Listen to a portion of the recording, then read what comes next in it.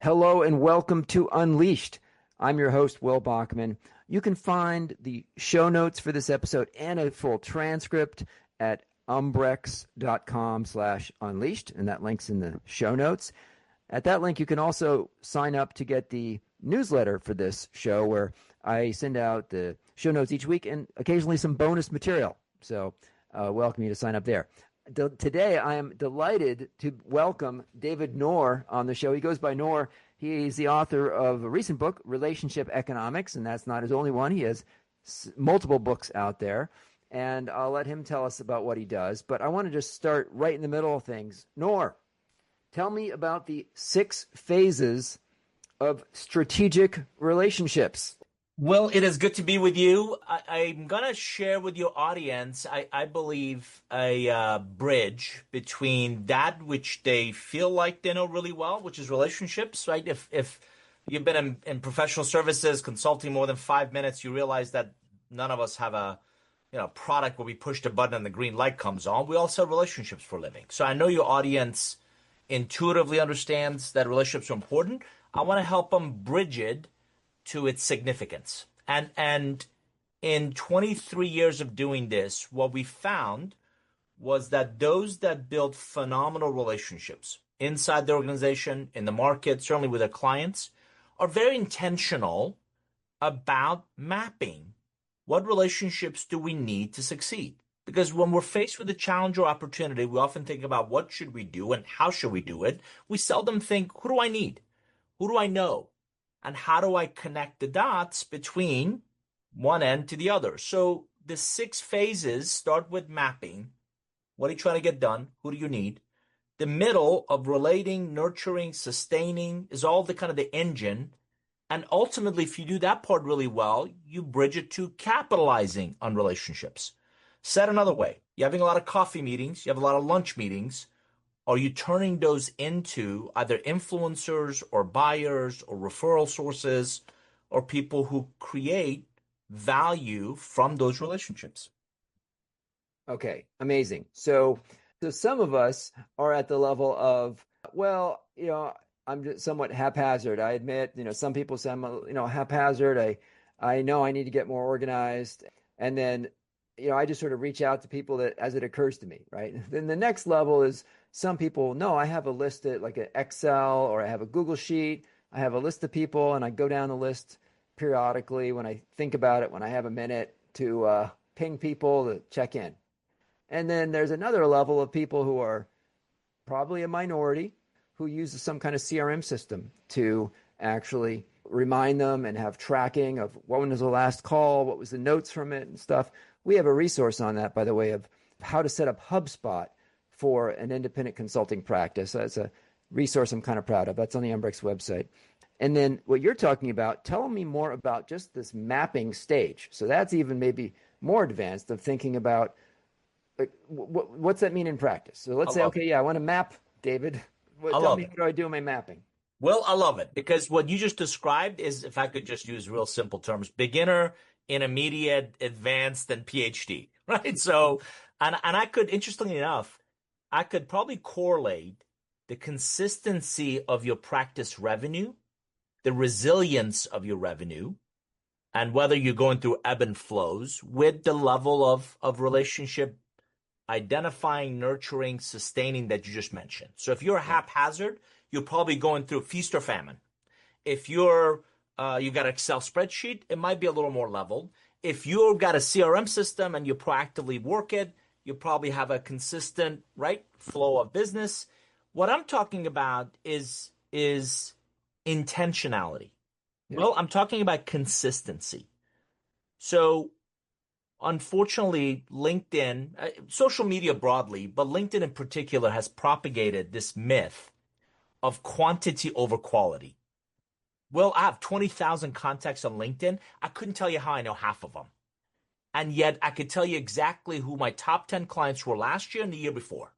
Mm-hmm. So if you tighten that aperture about fewer, but really building deeper, more meaningful, more value-based, more tenured relationships, it's more profitable work. It's often more enjoyable work. It's more consistent work. They value you. They want to work with you. So mapping is all about give me a goal. What's your goal for your practice? And it can't just be, I want to generate X in revenue. Perhaps it's, I want to work more in this sector. I want to work deeper in this environment. I want to work with more of this type of a client. Whatever that goal is, being intentional about the relationships you choose to invest in starts with mapping. Okay, if that's my goal, who are the top 10? Who are the top 20? Who are the top 50 relationships I need to focus on that will accelerate my ability to reach that goal? Does that make sense? Does that resonate? So let's say if I'm understanding this correctly, let's say that you're in the pharma sector and you are trying to grow your practice. So you might do something like, okay, I'm going to identify the top 10 pharma companies with that focus on the therapeutic area that I know about, maybe oncology, right? And I'm not a pharma guy, so I don't know exactly, but let's say, okay, it's Pfizer, GlaxoSmithKline, Novartis. You list out the companies that have an oncology focus. And then you would do something like, okay, who is the client that I'm going to serve in that practice? Maybe it's, well, I want to know if, well, this is a head of the practice. They probably have like a head of strategy for oncology at Pfizer. And then they probably have a head of marketing for that practice, or maybe they have individual heads of individual, compounds or drugs, right? So you'd have 5 or 7 people at each company on your list. And then you'd say, am I first-degree connection, secondary connection? Do I know this person? If not, who can introduce me to them? So, and then laying out that kind of plan. Is that kind of what you're talking about, or update me? Yes, yes, and. Yes, So and what yes. you described was the classic ideal customer profile, your ICP, All right? right. So in your pharma example, you're exactly right. Is it Johnson Johnson? Is it Pfizer? Is it Merck? Those are the known names. And you're right. Within the oncology group, the chief strategy officer. That's your typical ICP that I'm a big fan of, right? It allows you to tighten your aperture, your focus. I want the audience to take that and go one step further. And Will, you're gonna love this. We call it your ideal relationship profile. So in all my years within the pharma sector, within oncology, within strategy, give me a profile. Give me an example of an individual. Relationships are not between buildings and logos, they're always between individuals. So give me a name of an individual within that sector that has been a fantastic, not a mediocre, not so, not okay. It's been a fantastic relationship for me. And it may not be at Merck or Johnson Johnson or any of the big ones. It's at Moderna. It's at Biogen. It's one of the maybe the lesser known companies, but you know what? That individual had these issues for which I am more than qualified, and I did help him or her solve it. They became a great client. We've done multiple projects together. Great.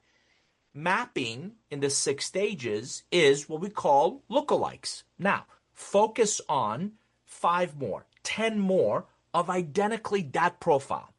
Who gets you, who candidly likes you, respects you, sees value in what you bring, and is willing and able to work with you. Because if those things are missing, yeah, you can do email blasts all day long. How many spam emails do we all get? And how many consultants are out there talking about strategy in oncology in pharma? Hundreds, if not thousands. So what sets you apart are those relationships who you have chemistry with, who you have aligned values with, and you're going to laugh. It's been a few presidents since I've dated, but can you imagine, or do you remember trying to date somebody who didn't want to date you? It's an uphill battle. And I don't know about you. I don't want to try to swim upstream. Yeah. So how do I find the right relationship profiles that I can best serve, that value me, they're not going to beat me up over a 10% discount on my proposal, and will work with me to create that or co-create that end value with.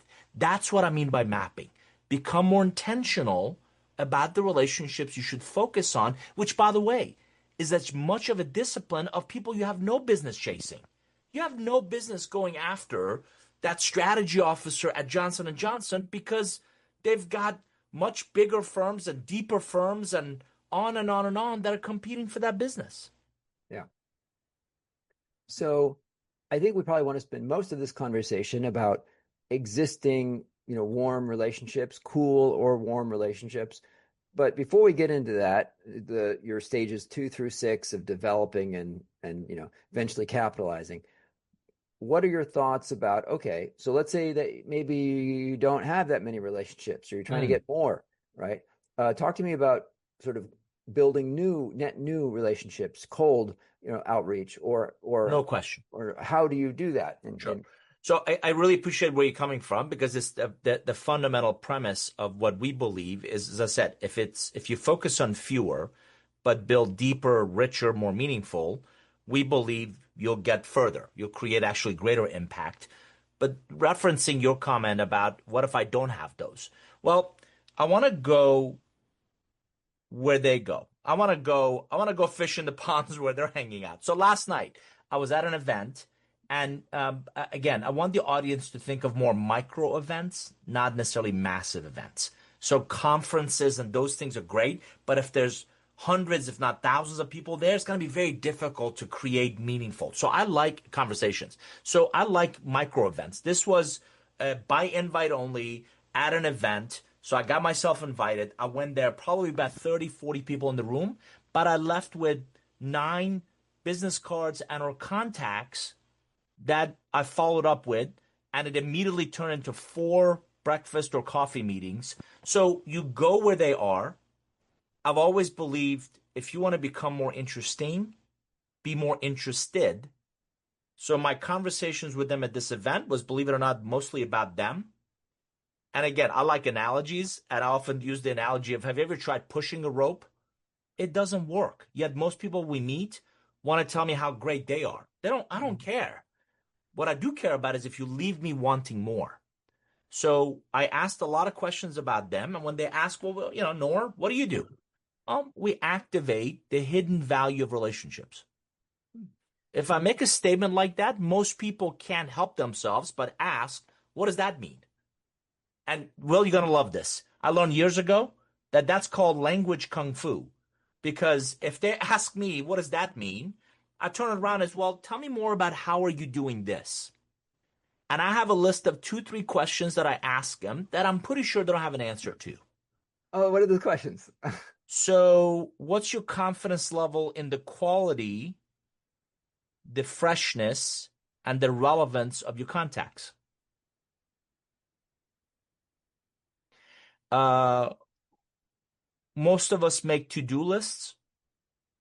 How many people make stop doing lists? So I translate that to, do you have a list of relationships you're neglecting? If you're a king or queen for a day and there's one thing you would fix about the manner in which you engage and influence other people, what would that be? When it comes to your relationships, what takes you entirely too long to accomplish? When it comes to your relationships, what frustrates the heck out of you? So I don't make those sound like a Spanish Inquisition. I just conversationally bring it in, and most people don't have answers to those, or they stumble or they struggle. And what I leave them with is, this guy may know a thing or two about relationships, and it might be useful to helping us grow. And as such, I get their contact information. If they ask, I share mine with them. And for the audience, I'm old school. I still carry business cards, but it's amazing how many people physically don't have or use business cards anymore. So you also better have a digital one, or you connect on LinkedIn. There's also a freshness date with people we meet. So if you wait, people are not going to remember. I can't remember what I had for breakfast today, much less if you and I met 6, weeks ago. So as soon as I got home, I think I got home from the event by 9 o'clock. I immediately sent all of them emails, LinkedIn messages, whatever I had. And it turned into, literally before I went to bed, 4 breakfast meetings, coffee meetings, and those were all cold. I didn't know these people. I'd met them before last night. And about 30, 40 people in the room, 9 contacts I came home with, sent them all emails. It turned into 4 coffee breakfast meetings, and the other 5 I'm exchanging emails with, and we're scheduling something. So one of my takeaways today, which is a is a new idea for me, and I love this, is the idea of have David Fields calls it a fishing line. So have your fishing line, and yours is I activate the power of your relationships, right? Yeah. Okay. Yeah. Have a fishing line, but then when someone asks you to explain it, don't just answer, turn around with a question. I love that. Gets them in. Oh, that's so good. Will, to build on that, because I think it's an important point, what's everybody's favorite subject? Themselves. Sure, So instead sure. of you sit there, you be quiet, let me tell you how smart I am, I want to convey my credibility to the questions I ask. Yeah. And when I ask those questions, inevitably it leaves people wanting more. I will occasionally sit in on meetings where a client or consultant is meeting with a client. Occasionally I'm in those just to observe. And I often note that people will start the meeting, the consultant will start the meeting, kick it off by, oh, let me give you an overview of my firm. It's like, oh, it's so boring. It's like nobody in the world wants to hear about your firm. It's the most boring thing ever. So I encourage people to flip it and, forget about your firm at first. Let's start with, hey, just tell me about your situation. What are you trying to accomplish? Right. So start there. But this had not occurred to me of when someone asks you what you do, turn around with a question. All right. Yeah, may I build on your comment? Yeah. So you're exactly right. Let me tell you about my firm. Might as well be, I want to thank my parents for having me. I know. It's like, let's get on with it. I would even submit to you that tell me about your situation is intellectually lazy. And Oh, by that I okay. mean, I believe consultants need to increasingly think like scientists. Okay. And by that I mean, there's absolutely no excuse for professionals, for mature professionals like us, to walk into any situation blindly. So what I do is, if it's important enough, Hmm. I'm going to carve out the time to do some due diligence on the company, on the industry, on the individual. And today, there's very little, very few places anybody can hide, right? Sure, sure. Yeah. So I go in with a hypothesis. John, thanks for taking the time to see me. I did a little bit of due diligence and I read this about you or this about your company or this about your situation. And I'm just curious. Will, you're going to love this. You remember Columbo, right? For our audience, like Yeah. 1970s detective wasn't the sharpest tool in the shed, but Columbo always got his man because he said, oh, before I leave, I just have one more question. Hmm. Hmm. So I come with a hypothesis. I read this about you, or I read you talking about this, and I'm just curious. How do you plan to get there? What I've done is I've thrown a shot over the bow that Yeah. I've done my homework. This isn't going to be a fluff conversation. And even if I'm completely wrong, even if I'm completely off base, most prospects appreciate that you went to that length to do some due diligence. And I've been told, yeah, that's not really accurate, or no, that's not really important. What I really want to talk about are these three things. Right. But you become the Sherpa, you become the agenda setter, not react to whatever they say. Yeah. I think it depends on the situation. So if it was a general kind of networking meeting, someone introduced you or you somehow connected at like one of these conferences and now you're having a breakfast or something, that 100% agree with that. My situation is often more like clients have reached out to me with a Mm, specific need, like, hey, we need some help on this market entry into the United States. And so I think in that situation where you have a warm lead for a specific project, sure. rather than, at least my style is rather than just sort of like telling them how I think it is, I like to be deferential and say, hey, help me understand what you're looking for. What's your situation? What are you trying to accomplish? Even if I have a point of view on it, I prefer to hear it from them. And even if I have an idea of how I do the project, like they lay it out for me, right? I love that. And you said what really resonated with me was your style. Yeah, So my style. I think with the audience, what I believe, and I would contend that everybody has a BS radar. And the minute you try to be somebody you're not, they're going to see right through that. So authenticity matters more than ever. You and I may have different styles, but even in that scenario, Yeah, I'm blessed. 90% plus of my work comes from referrals or recommendations by others. And the call goes something like, I spoke with this person who suggested that I talk to you, and here's our issue. right. Even then, I distinctly remember an entire HBR issue that was focused on provoking your customers. Mm. Not to be flip about it, and I don't want to be rude or ugly, any of those things. But unless I've found challenge their assumptions and assertions, you're going to be forgettable. Conversely, if I provoke you to think about that situation, about that challenge, about that problem a little differently, you're much more likely to remember our conversation versus the 4 or 5 others you may have. So I guess for me, I'm a little bit of a barbell, right? So rather than be sure, yes, it's good to I agree with you, do the research, right? And have a point of view. And there's the kind of very open-ended, hey, tell me about what you have going on. There's the other side of it, which if you do have some idea what they're looking for, is come with a piece of paper, right, to a meeting where, actually take what you're saying and actually put it on a piece of paper. Hey, I just did some initial thinking and this could be totally wrong, but just to give us a point of, departure, I laid out, potential, structure for this or a framework that we could potentially use. And then that changes the conversation to their problem versus, oh, well, you got this totally wrong, but I love your thinking on it. And what you're describing is right in middle of those 6 phase engine of relating and nurturing and sustaining and right requesting. Hmm. So that engine in the middle, I believe, is what nurtures the relationship. And if you leave them wanting more, you'll continue it, you'll build on it, and you set yourself apart from others. Okay, so let's keep going through these 6 stages. So we talked about the first one a bit about, mapping out your network, and Yep. you gave us the ideal relationship profile, right? So walk us through these subsequent stages. Sure. So 4 in the middle, let me just reference and then I'll give you examples. Relating, nurturing, sustaining, and requesting. So relating, unless you are very niche oriented, you bring up, I like sharing war stories. I like sharing examples of how I worked with others. And again, it goes back to, my story. When I came to this country, I didn't speak a word of English. And one of the things I've learned is English is incredibly powerful as a tool, as a language. So command of the language goes a long way. So what I often say is, well, let me tell you, or let me share some examples of some of my most successful clients and how I've worked with them.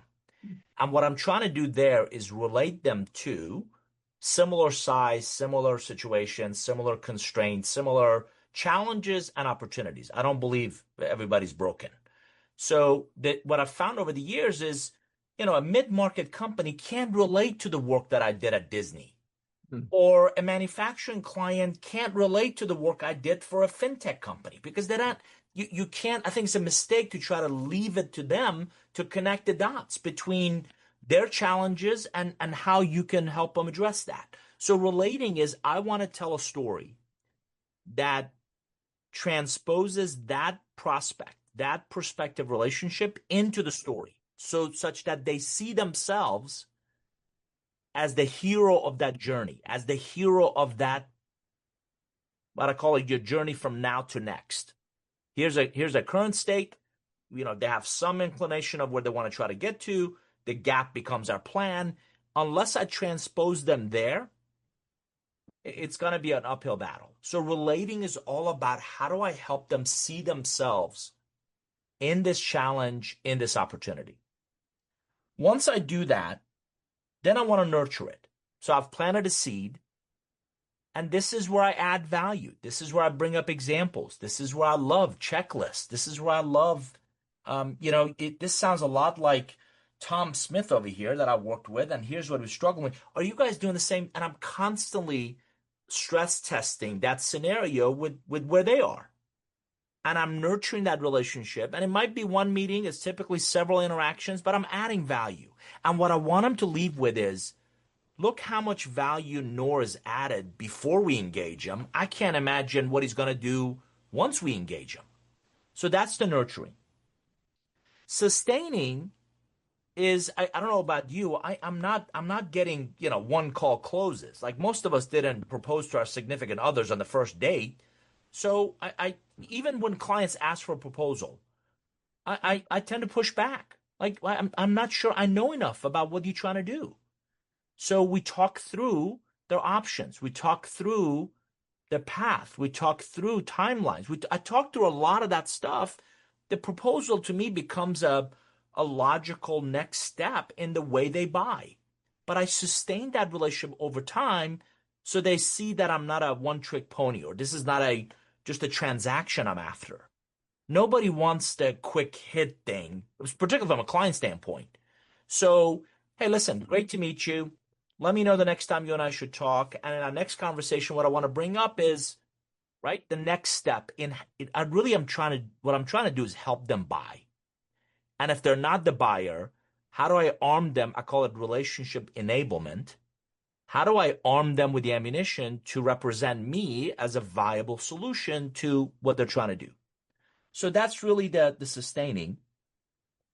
Requesting is really stress testing the relationship. So again, this depends on the practice and each individual style. But one of the first things, or one of the early things I suggest with every client is, listen, there's a lot I can research about you that's publicly, known. Why don't we sign an NDA, a mutual NDA, so I can, kind of peel back the onion and really understand not just where you're going, where you are, but where you're going. And we can have a richer, deeper conversation about why that path, why that direction, why that leap. And that's an example of requesting that you want to get deeper into a better understanding of their business. I typically get org charts. I want to know the lay of the land. I want to know who's who. I want their strategic, again, I do a lot of work around strategy and growth. I want to know their strategic priorities. I want to know, who the bigger divisions or business units are. I want to know where the influence, these centers of influences are. Those are all examples of requesting. And what we found with requesting is you have to earn the right to request those things. If you come out of the gate asking for those, most people are like, what the hell? Like, you haven't earned the right to do so. But if I add value, if I nurture that relationship, if they see me as a strategic asset and an ally, they're much more likely to share. I typically know budgets before we go down that proposal. So I'm not giving anybody a sticker shock. Is this a 50K project or is this a $5 million project? I typically know the pain of the outcome. I typically know, and I always believe there's options in how we can work together. So those are some of the examples of what happens in that middle. And it's seldom one interaction or one event or one coffee or one. I've literally gotten on a plane and I've gone and seen a prospective client before they become a client to do exactly what's in the middle of that engine. What other sorts of requests? I want to talk to 3 people that you believe would be great enablers of our joint success together. So if you make an email introduction, I'm happy to schedule a call with them and better understand their lens, their perspective. I want to talk to somebody who's no longer involved with this project for whatever reason. Why did they leave? Why did the last attempt at this failed? What have you tried? I don't want to reinvent the wheel. What did you try before that for whatever reason didn't work? Do you guys work with an analyst? I want to talk to an analyst of how they perceive where you are or what's happening with you guys. Are there other partners or other? I'm looking for, and what I'm doing. So here's a little inside baseball.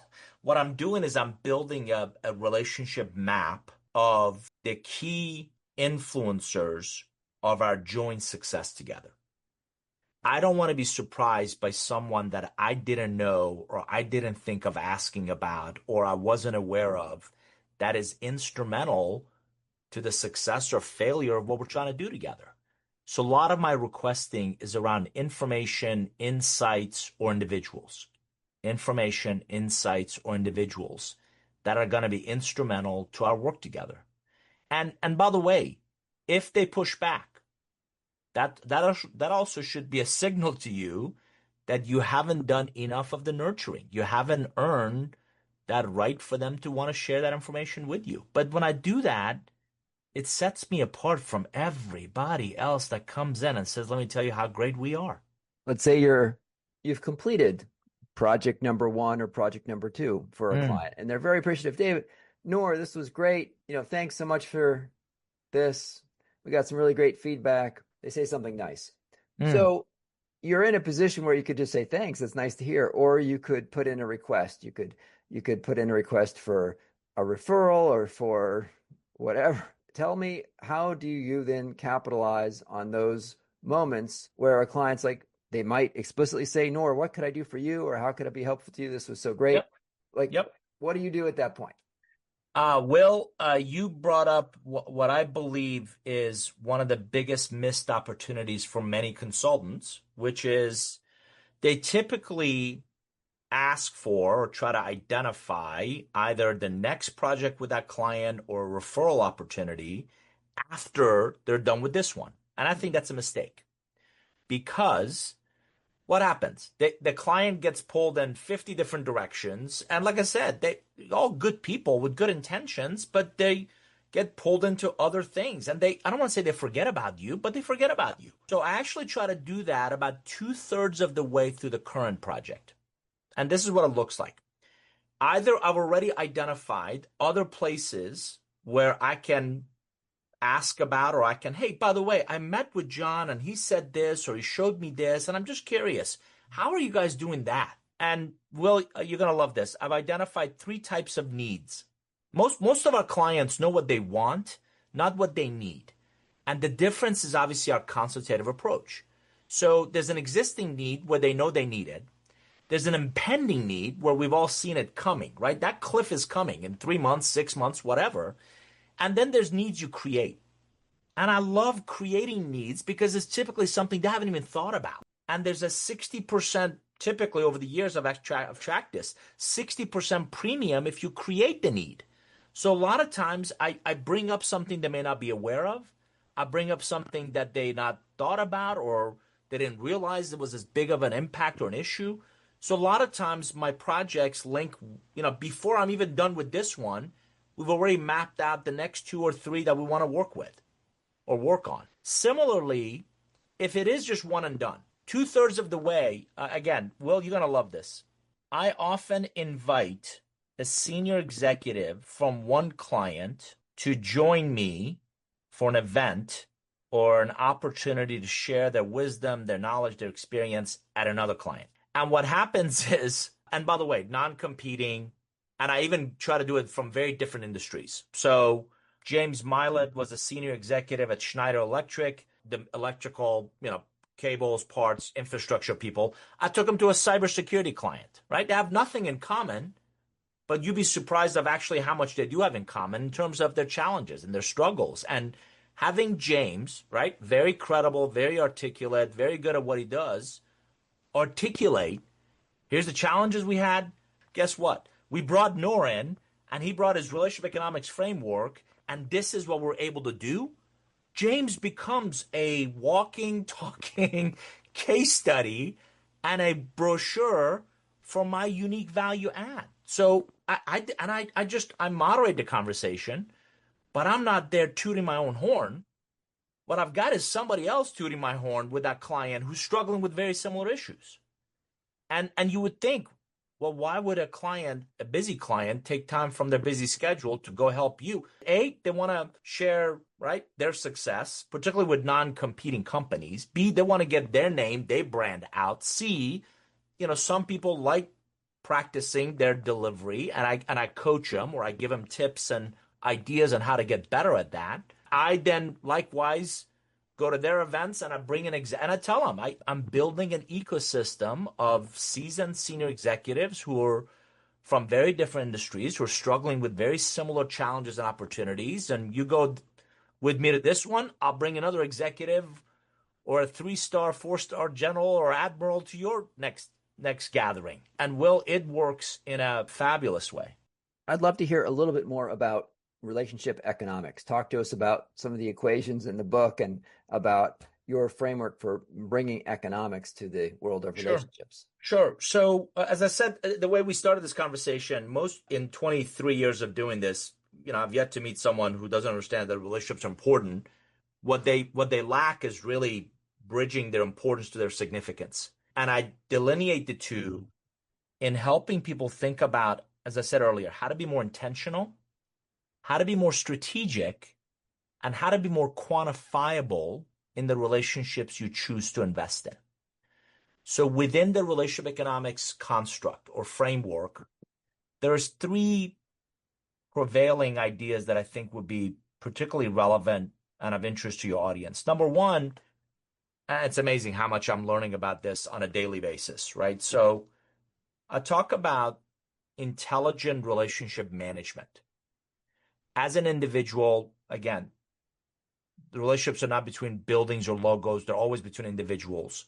So give me the goal. We call that a relationship centric outcome. Who do you need?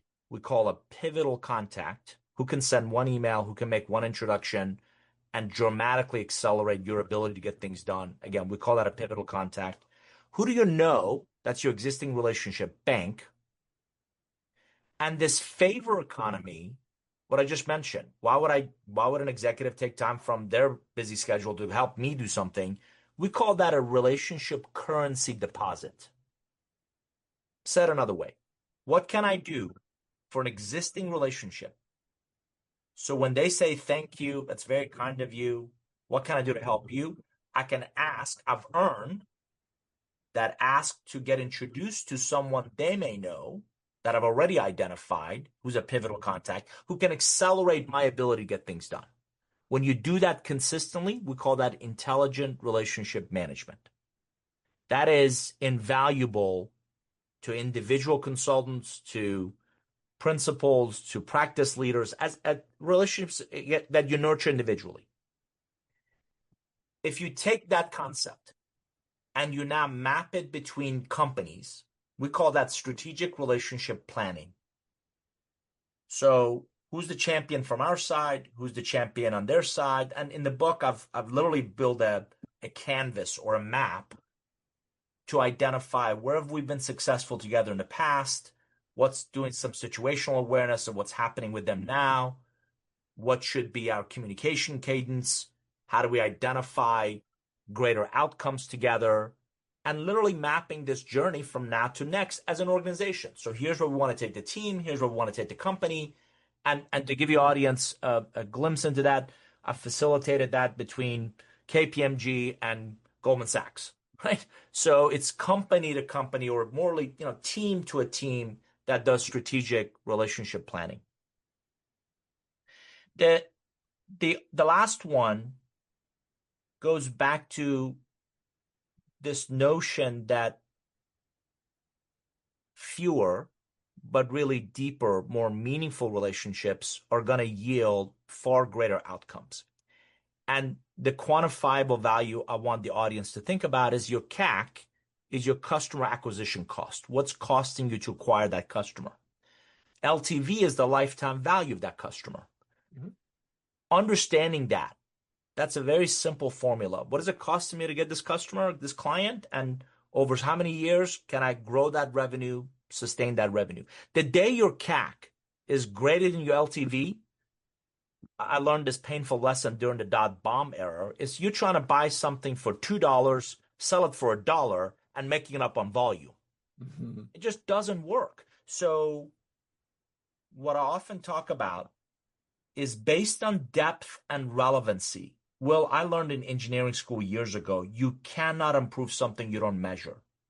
How do I quantify? How do I measure where my relationships are on this thing I created called the relationship value pyramid? And the premise is at least half of everybody you know. So I genuinely want you and the audience to think about a pyramid. The very base of it we call situation. These people come, they go. Your access to them is occasional, and it's often a very collegial relationship. Now go up one tier. We call that investment. You've invested time, effort, resources. Your interaction is regular, and it's a very cooperative relationship. Go up one more. We call that portfolio. Your access to them is frequent, and it's a very collaborative relationship. They're your subject matter experts. They're your go-to people in that function. The very pinnacle of the pyramid is we call your 2 a.m. relationships. These are the people you really could call 2 in the morning. And the first question is, Will, are you okay? These are the people that money's no object, will write you a 25 or 50K check, no questions asked. I don't want the audience to get caught up on the terminology. Use A, B, C, or D. But what I've learned over the years, you cannot ask a situation, something that only a 2 a.m. will do, number one.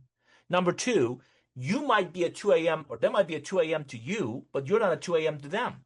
So somebody's got some relationship investing to do. These are just three examples of bringing quantifiable, strategic, and intentional lens, perspective, tools, roadmap to this soft, fuzzy thing that for way too long we've called a soft skill. I believe it's a crucial skill. Yeah. And I would contend your only sustainable differentiation. Okay, I got a question for you.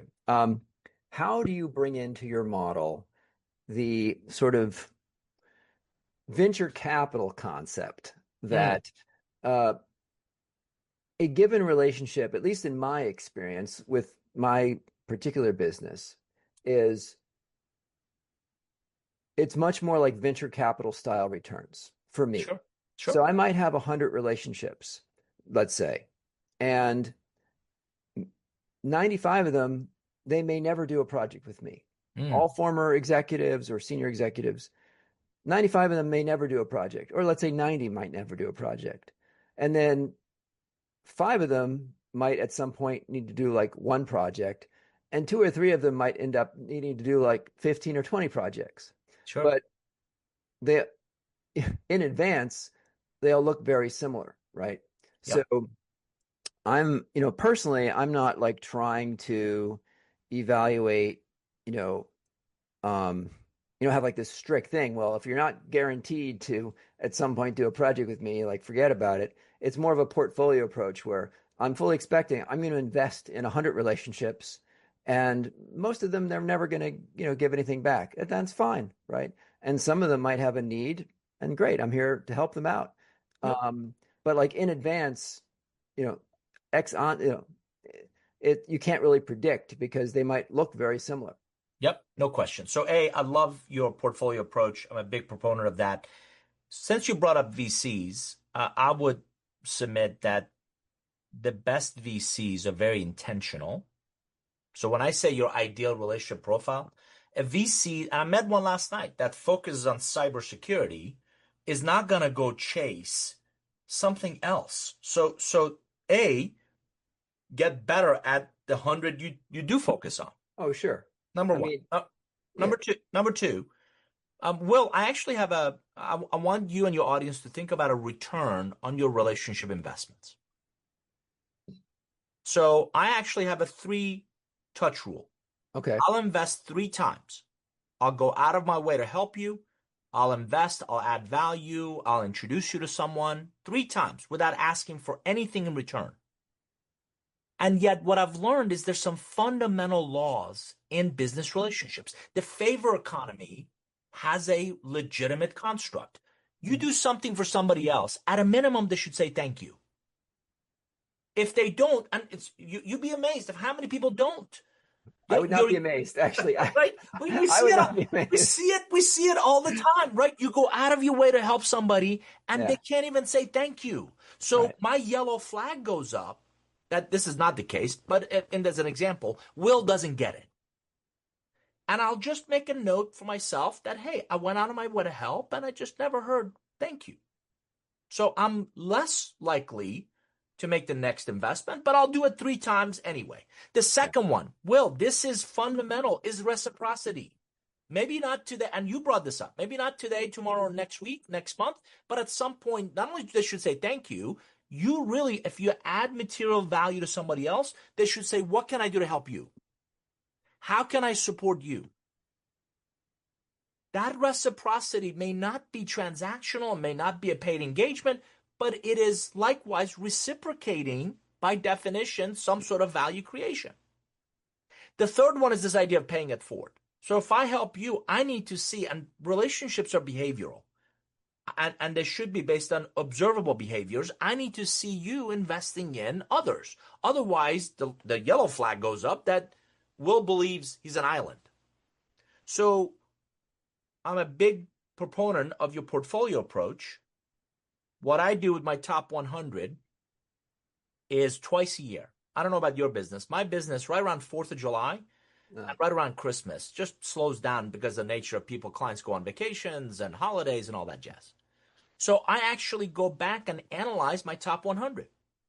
And I'm not necessarily looking for transactions. I'm looking for those irrefutable attributes.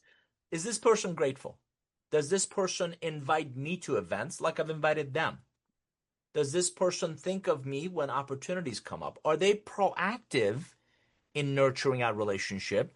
Or is that passive, hey, it's good to know about you. And if, the wind blows in the right direction on some sunny Tuesday, I might reach out to you. yeah, right. So what I do is just like our closets. If you still have clothes from 1972 in your closet, you probably don't have any more room for any new stuff. So what I do is I'm always nice, but I typically deprioritize 20 to 40 people. So then I have the capacity to prioritize 20 to 40 other people. And I do this twice a year. So if you were out there listening and Nour has done you three favors and you have not got back to him, you are Be no longer warned. you are no longer on Nour's On Nour's priority. Again, priority list. That's why you again, haven't heard Will, from him. Will, you're gonna love this. I coach people be nice Yeah. because we all have long memories, and Tom was not very nice to me the last time we spoke. Yeah. But none of us, not, and I'm not honestly trying to teach anybody how to manipulate other people. That's not it. You simply don't have the bandwidth Yeah. to invest in everybody you know equally. So how will you then prioritize which relationships to invest in? That's right. Hey, before we wrap up, we should spend a couple minutes at, with not the kung fu approach, but I would actually like, let's have 4 or 5 minutes. Nor just tell us, what does activating the untapped power of relationships? Tell us a little bit about the type of clients your firm serves and Sure. like the type of work that you do. Sure. So I've been blessed. For 23 years, I've worked with predominantly large organizations. So think of business units or divisions of large enterprises in really fueling their enterprise growth. Will, I don't know anybody that can cut their way to growth. So if they're laying off or if they're shutting down or if the tariffs have got them bogged down and they're unwilling or incapable of moving, that's probably not a right fit for me. But I typically get calls from business unit presidents or division presidents, or, maybe if it's a more middle market size company, the CEO. And my passion is, how do we leverage relationships as an enabler of your intelligent and profitable growth? So we want to go into new markets. We want to go deeper into our existing clients. But I'm brought in as the relationship expert, internal or external. A client called their churn. The internal churn is way too high, or they want to, they screwed up a relationship several years ago and they really want to repair it and get that back. And so I'm brought in as the relationship expert. I did a project for an enterprise client. You're going to love this. They had a franchise model, and 11 business units would touch that franchisee without ever talking to each other. So a team would show up on site to train them on systems that hadn't arrived yet. So now the franchisee is thinking, WTF, don't you guys talk internally? And I was brought in to nurture and build the systems, the processes, the best practices for internal relationships. So when they did go to that franchisee, they went with a unified approach. So that's been that business. And you can learn more at just my name, davidnour.com. 2 years ago, and it's been really an evolution of digitizing both the business model as well as digitalizing the value creation. So we launched a AI platform called Avenir.